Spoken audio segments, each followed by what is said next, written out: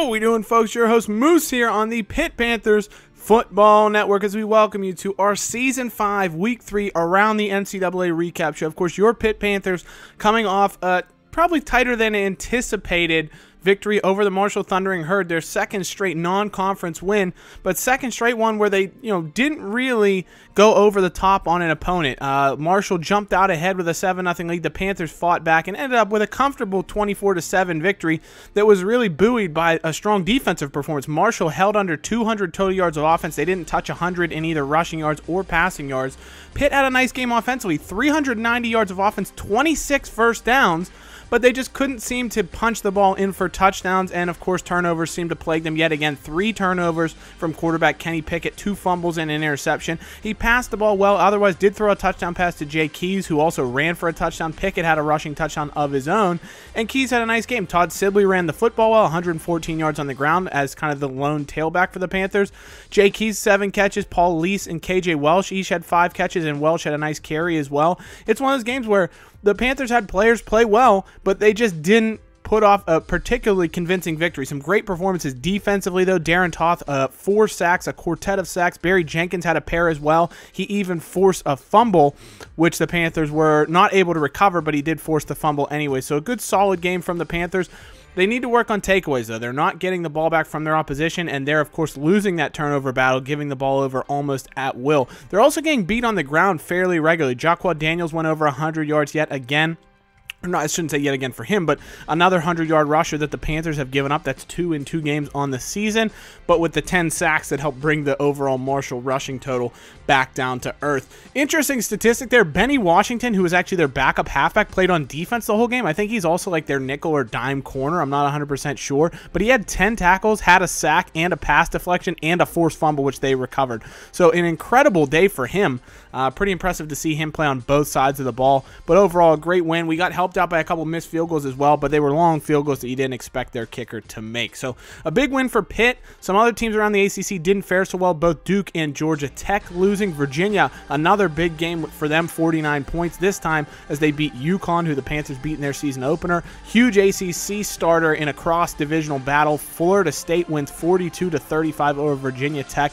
Malik Henry has a fantastic game for the Seminoles. Josh Jackson did as much as he could for Virginia Tech in the loss. Ohio State got more than they bargained for against a very tough UNC team. A kickoff return by Edwards of Ohio State in the second quarter ended up proving to be the difference as Ohio State was able to hold on to against a late North Carolina comeback and win by a touchdown. Louisville, gigantic game, 56-25.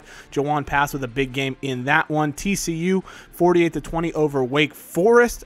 First loss for the Demon Deacons after a fantastic year last year. Miami, in the battle of the Miamis, the Ohio Miami came out over top of Florida Miami, a shocking turn of event, and it was bigger than expected because Miami had 13 points in the fourth quarter even. It was 35-13 at one point in favor of the Red Hawks of Ohio. An incredible win there. And then NC State able to hold off a Notre Dame rally in the fourth quarter to win that game by a touchdown, get back to winning ways after losing to LSU in their first game of the season. Around the NCAA, Auburn gets a victory over Mississippi State 24-21, and LSU in one of the most shocking games you'll ever see at home against Louisiana Monroe, and they give up 10 fourth quarter points to lose to the Warhawks of Louisiana Monroe. If you had on your, if you had a bid in, or I shouldn't say a bid, but a bet in on who would be the team to break LSU's winning streak, and you had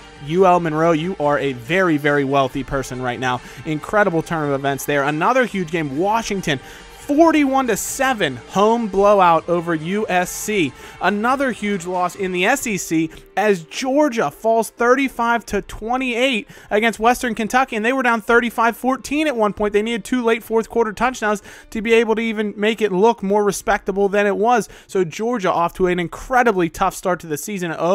And I think 3 it is at this point. Very, very poor so far for the Bulldogs. Some other big games around the country. Oklahoma State needed a field goal with 12 seconds to play to come out victorious over South Alabama. Oregon nearly lost to Wyoming, pulling out just a 34-31 victory over the Cowboys in Laramie. Of course, Ohio State beating North Carolina, Florida State's win. Texas A&M, big victory over number 8 Florida, 35-21 win.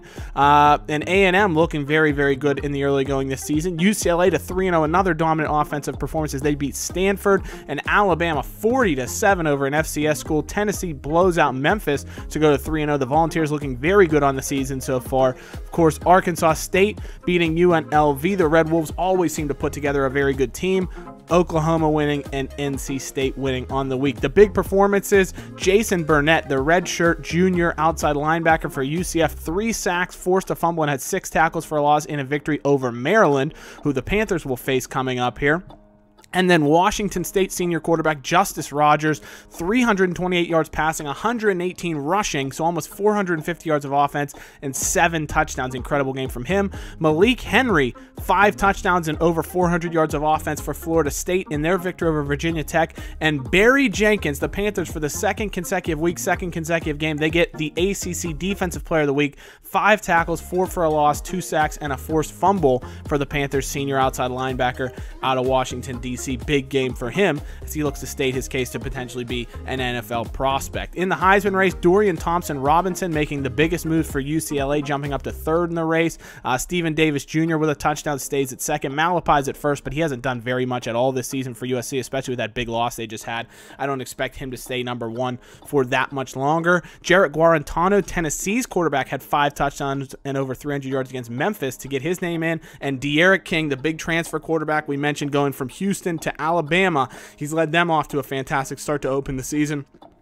4 touchdown performance over an FCS opponent gets him into the top 5 of Heisman consideration. And we do have some movement, of course, with LSU losing. They drop entirely out of the top 10, and there's some big movement. Florida fell out of the top 10 with their loss. Oklahoma State jumps all the way up to number 7. They actually leapfrog in-state rival Oklahoma. NC State's up to 9, Oregon up to 10. LSU falls all the way back to 12 with their loss to Louisiana Monroe. So a tough loss for the national champions, and one that'll be really harsh on their resume if they want to try and get back to the college football playoff. Florida falls all the way back to number 17 with their loss to Texas A&M. Washington into the polls at number 20 after beating USC, who falls back to number 24.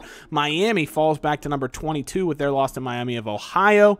And as you can see, we're going to see USC there at 24 with their loss. Kansas State back into the polls with their victory over Indiana at number 25. Wake Forest and Georgia are the 2 teams to fall out of the rankings. Georgia, I think, way out after dropping now to 0-3 on the young season. Big games around the ACC in Week 4. Pitt will be hosting Maryland. Wake and Miami will face off in a cross-divisional game in the ACC. Florida State and Duke, a similar type of matchup. Notre Dame will be at Georgia Tech.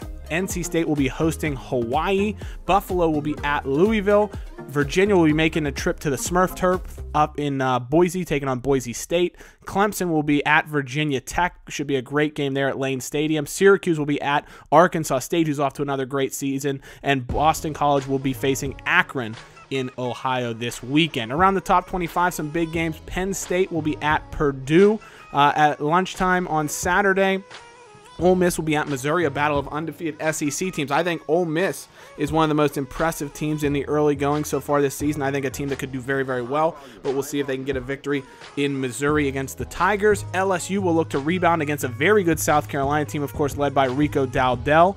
Should be a great matchup there. Ohio State at Northwestern could be a trap game for the Buckeyes, who've been very, very impressive so far this season, especially running the football, and their defense looks very good. But Northwestern, 3-0 on the season, could try and potentially pull the upset at home against the Buckeyes. Washington will be traveling down to Los Angeles to take on UCLA. That should be a great matchup. The Huskies, remember, were very, very bad last year, finished 7-6 after winning the national title the year before. They look to rebound this year against a UCLA team that always seems to just barely miss out on the college football playoff. Could this be the year they finally get in? They've started out 3-0 so far. Clemson taking on Virginia Tech in the ACC. This is a big matchup. Both teams with 1 loss already. This is a conference opener for Clemson. Neither team wants to get their second loss if they will have any possibility of running the table and representing the ACC in the college football playoff.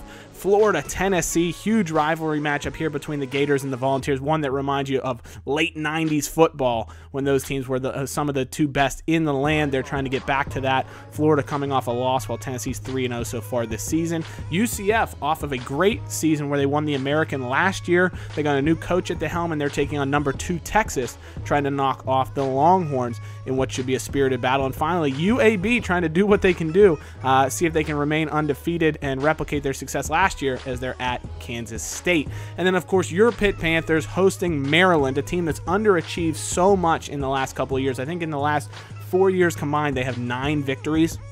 So they've really struggled. They were 2-10 last year, but they don't have a bad roster. Their offense is actually pretty well constructed, pretty well put together. Not a great defense, but you can see that doesn't really matter to us because we've really struggled offensively this season. 102nd in the country in points per game, 88th in total offense. Our defense very good again, especially against the pass, which is something that Maryland likes to utilize as their passing offense. They have a pretty good quarterback who can do some damage, but Pitt's been kind of hit or miss this season, so it'll be interesting to see. Now, Maryland, very, very skilled offensively. Like I mentioned, that's probably the strength of their team. They've got 2 halfbacks at 91 or better. They have a receiver at 90, a quarterback at 89, other receiver at 88, and DJ Turner. Some very, very good players on this Maryland roster, led by Max Bortenschlager, the senior quarterback, his first year as the full-time starter, and he's okay. He's not been great. He doesn't run particularly well. He's average speed, but he can get the ball, and he's got some great weapons utilized. Jake Funk, first year as their leading rusher. You can see he's improved every single year,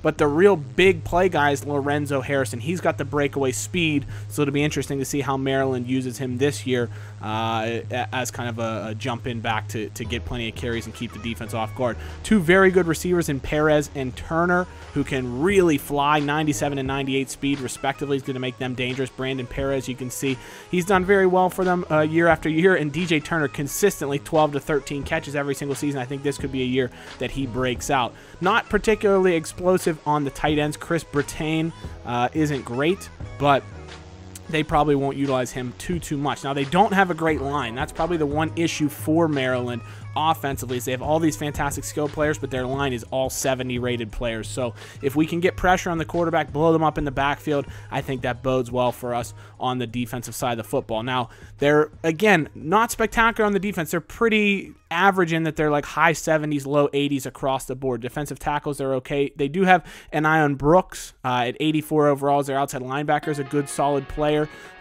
Pretty fast as well, so he can make some impact plays. They have Brian Bennett, very quick for a middle linebacker, again, who can kind of get all over the field. They don't have great defensive backs. That's somewhere where we may look to take advantage. David Dahl, Chase Andrews, etc. They're very fast, you can see, so they'll be able to keep up with the guys that we have out wide, but they're not particularly effective technique-wise or skill-wise. They're not great, and I think that's an area where we can potentially exploit is their passing game, or I should say their secondary, to help our passing game really finally get its feet under it and maybe finally have its biggest game of the season in the time that we've switched over to this more pass-heavy type offensive structure. Now, in this game, we're going to have a ton of players that we want to impress that are visiting here in this week. We got a bunch of players that we want to schedule for visits that are coming up here, and so it gives you a quick look here at the recruiting board as we schedule those guys. We have kicker Tim Lewis, who we really need to sign and hopefully beat off any interest from other schools, because we're going to need a big-time kicker for next year.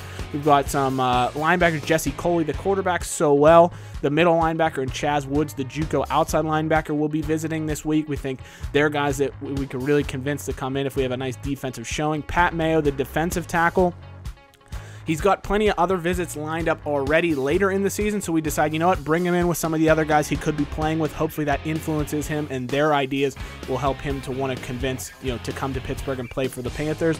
We've also got Warren, wide receiver, who's a good player that we think should be able to be convinced, and then another player who's a hot target. We really need another tight end, because all of our tight ends are like the same age, so we really want to add one more tight end just to add a bit of differential in there. We're going to set him for a visit in week 11. So he'll be later in the season, but he's a player we definitely want to try and bring in this year. So as always, guys, thank you so much for watching. Let me know what you thought of the LSU upset. Absolutely crazy to see that happen. What do you think the final score will be when we take on Maryland, as well as any other big games around the country? So as always, guys, thank you so much for watching. Hail to Pitt. We'll see you very soon. Take care. Bye-bye.